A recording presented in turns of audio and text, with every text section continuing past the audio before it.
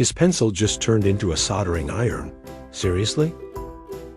Today, I'm making a DIY soldering iron. Here's what you need: a graphite pencil lead, a battery, some wires, a switch or socket, and glue. Let's take a closer look at the step-by-step installation process. It's easier than you think.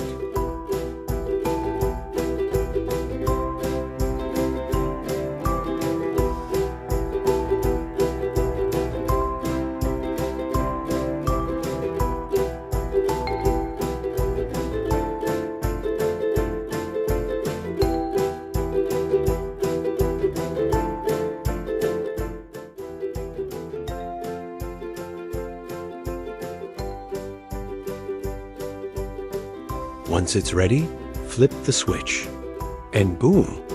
The graphite starts to heat up hot enough to melt solder.